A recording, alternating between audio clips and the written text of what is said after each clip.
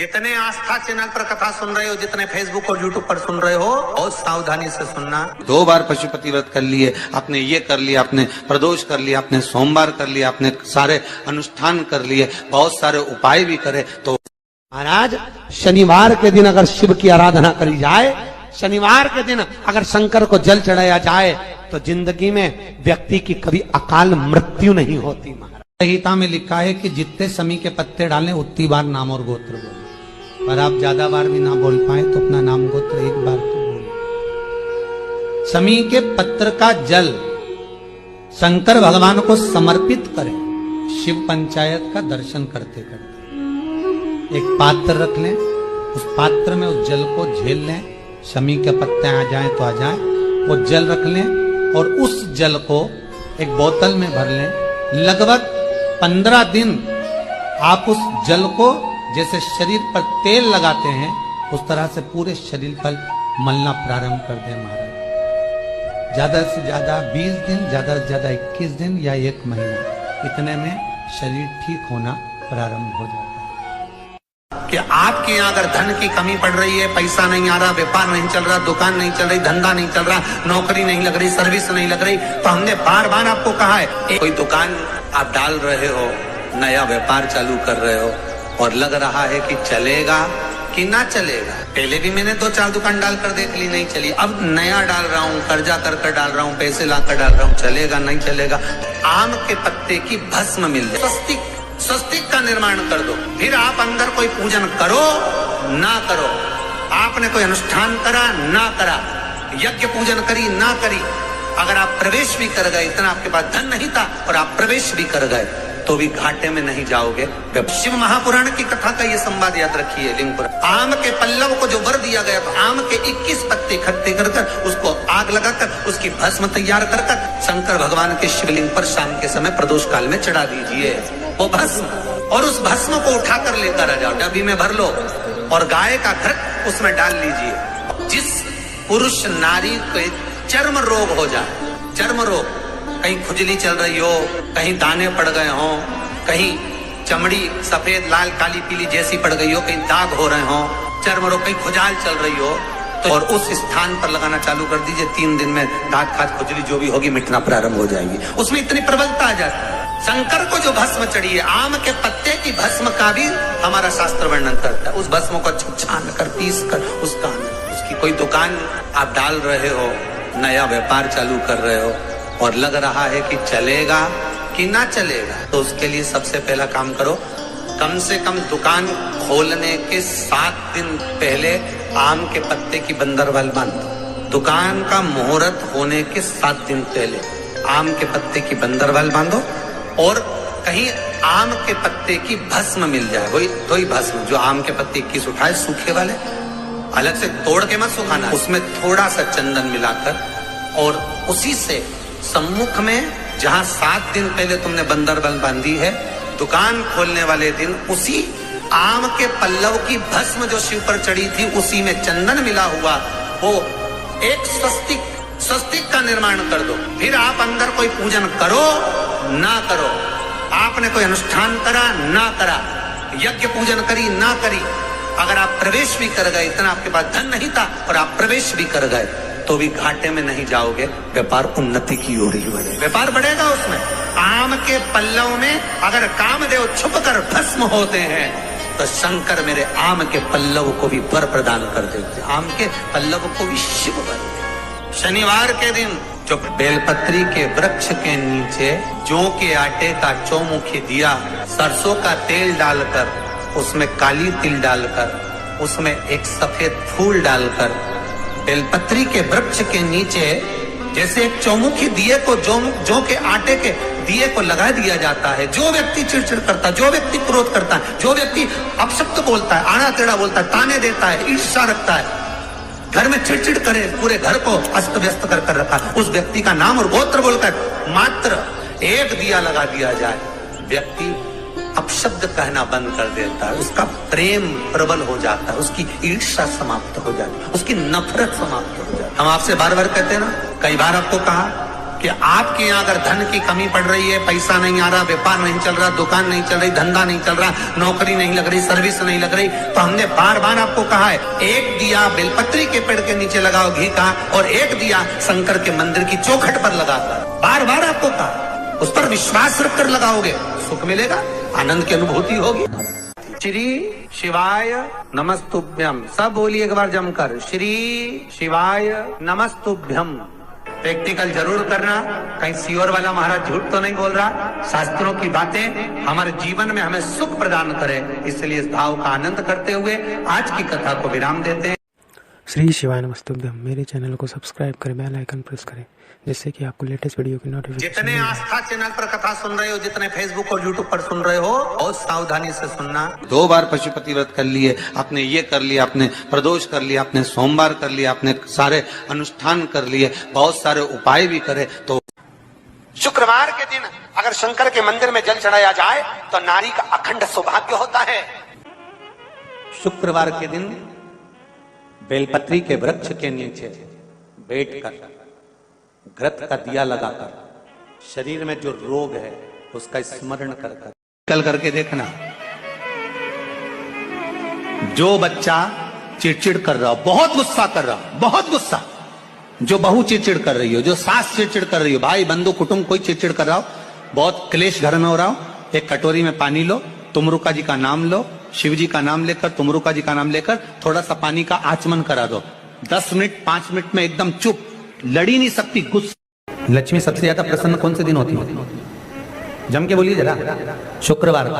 तो शुक्रवार को लक्ष्मी सबसे ज्यादा प्रसन्न क्यों होती है? शिव महापुराण यहाँ तक विष्णु पुराण करती है, स्कंद पुराण वर्णन करती है, कार्तिक खंड वर्णन करता है कि तुलसी का क्यारा गोल है, चौकोर है, षडाकार का है। उसका भी प्रमाण हमारे शास्त्र में लिखा हुआ है कि अगर तुलसी का कुंड गोल है तो वो ऐश्वर्य प्राप्त करता है, तुलसी का कुंड चौकोर है तो वो वंश की वृद्धि करता है, तुलसी का कुंडा अगर षडाकृति का है, 6 फलक वाला है, तो वो घर में संपदा की वृद्धि करता है। ये तुलसी के कुंड का भी प्रमाण हमारे यहाँ शास्त्र में लिखा हुआ है कि कुंडा कैसा होना चाहिए, तुलसी के कुंड की आकृति कैसी होना चाहिए।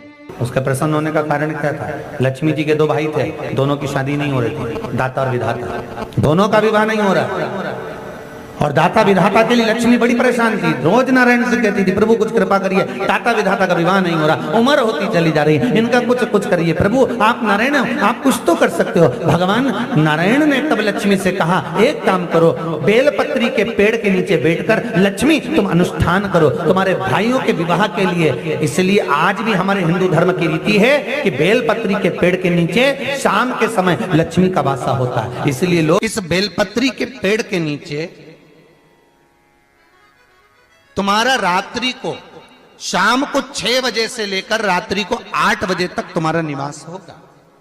जैसे पीपल के पेड़ में देवताओं का निवास, आपको आप लोगों ने यदि पद्म पुराण पढ़ी होगी या सुनी होगी तो उसमें स्पष्ट कहा है, पीपल के वृक्ष की गणना ध्यान देना, पीपल के वृक्ष में सुबह 4 बजे से लेकर 7 बजे तक ब्रह्मा जी का वासा होता है। पीपल के वृक्ष में सुबह 7 बजे तक ब्रह्मा जी का वासा, 7 बजे से लेकर 10:30 बजे तक पीपल के वृक्ष में भगवान विष्णु का वासा होता है। कितनी बजे तक? 10:30। 10:30 से लेकर 11:30 12 बजे तक पीपल के वृक्ष में पितरों का वासा होता है। इसलिए हमारे यहाँ पितरों को श्राद्ध पक्ष में जो भोजन कराया जाता है वो 10:30 से 12 के बीच में कराया जाता है। 12 बजे के बाद पीपल के वृक्ष में दोपहर के 1:30 बजे तक आहूतों का वासा रहता है। आहूत कौन? जो गर्भ में शांत हो गए, जो कुंवारी अवस्था में शांत हो गए, जो जन्म लेने के बाद उनका विवाह नहीं हुआ और शांत हो गए, उन आहूतों का वासा उस पीपल के वृक्ष में दोपहर में 1:30 बजे तक रहता है। उसके बाद में प्रेतों का वासा चालू होता है। इसलिए दोपहर के समय पीपल के पेड़ की परिक्रमा नहीं होती।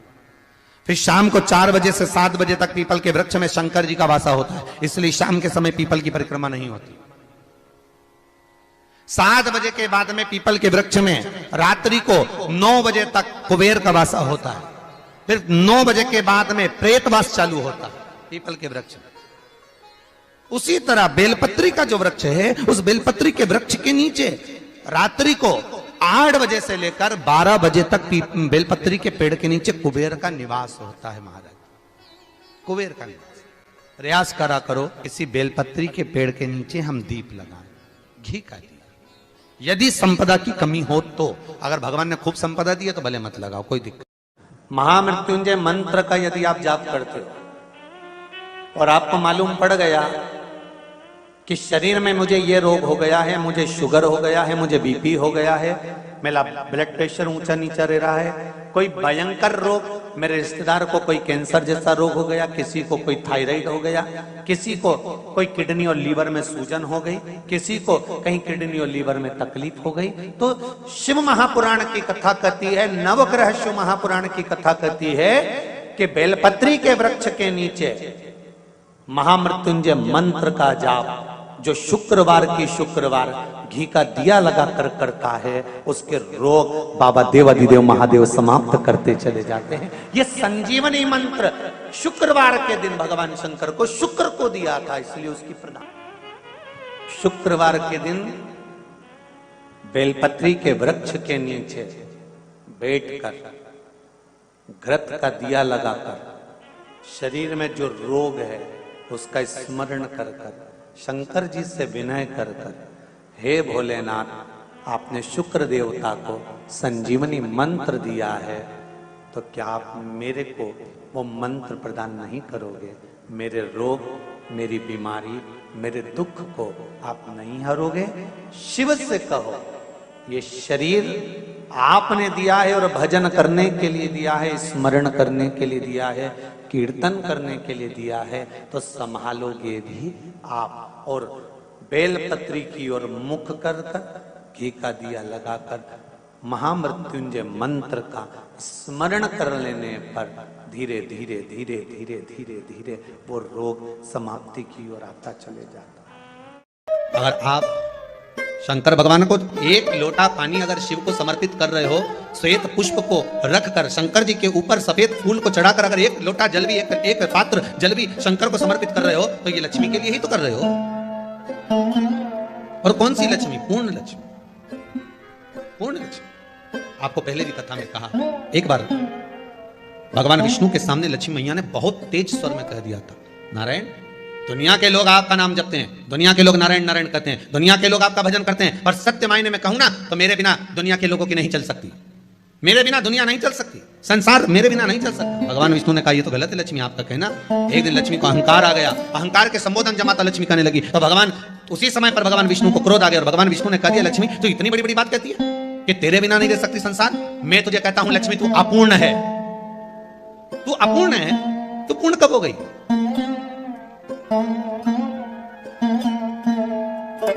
तेरी पूर्णता कहां हो गई? लक्ष्मी की आंख से आंसू बहने लगे। आज आपने मुझे अपूर्ण कहा, आपको मालूम है आप मुझे अपूर्ण कर रहे हो? आपको ये ज्ञात हो रहा है आप मुझे अपूर्ण कर रहे हो? भगवान कहते हैं हाँ लक्ष्मी, मैंने तुझे अपूर्ण कहा। अपूर्णता का मतलब आप जानते हो ना? भगवान कहते हैं लक्ष्मी मैं सब जानता हूं। लक्ष्मी रोती हुई माता सरस्वती के पास पहुंच गई। सरस्वती ने पूछा क्या बात है लक्ष्मी, क्यों रो रही हो? लक्ष्मी जी ने कहा क्या बताऊं सखी, मेरे पति ने आज मुझे अपूर्ण कर दिया। तो क्यों रो रही है तू? अपूर्ण अगर कह दिया, पति ने तो कहा है ना, तो क्यों रोना? चल मेरे साथ। और सरस्वती मैया माता लक्ष्मी को लेकर सीधे पहुंच गई माता पार्वती के यहाँ। माता पार्वती के यहाँ जब पहुंचे, माता पार्वती ने लक्ष्मी जी को देखा और सरस्वती को देखा तो पूछा कि बात क्या है, क्या हो गया ऐसा, क्या हुआ, क्या है ऐसा जो तुम दोनों आज मेरे पास में आई? क्या हुआ? पार्वती जी कुछ बोलती, शिव जी का ध्यान माता सरस्वती की ओर और लक्ष्मी की ओर गया और भगवान शंकर जान गए कि आज भगवान नारायण ने लक्ष्मी जी को अपूर्ण कहा है। अब देखें माता पार्वती क्या कर सकती है, इसको पूर्ण बनाने के लिए करेगी क्या? क्या हुआ? माता सरस्वती जी बोली लक्ष्मी को अपूर्ण कर दिया। अपूर्ण कर दिया? हाँ, तो क्या सोचना उसके लिए, इसको मैं अभी पूर्ण बना देती हूँ। माता जगतजननी पार्वती ने गोदी में विराजमान गणेश जी को उठाया और उठाकर लक्ष्मी जी की गोद में दे दिया। ले लक्ष्मी, आज से तो पूर्ण हो गई। लक्ष्मी आज से तो पूर्ण। गोदी में जब तक संतान नहीं है तो नारी को लोग अपूर्ण समझते हैं, पर माता पार्वती जी ने संपूर्ण ब्रह्मांड में एक सिद्धता प्रदान कर दी कि अपने गोदी के लाल को, अपने गोदी के पुत्र को माता ने लक्ष्मी की गोद में देकर लक्ष्मी को पूर्ण बना। शिव महापुराण यहाँ तक विष्णु पुराण करती है, स्कंद पुराण वर्णन करती है, कार्तिक खंड वर्णन करता है कि तुलसी का क्यारा गोल है, चौकोर है, षडाकार का है, उसका भी प्रमाण हमारे शास्त्र में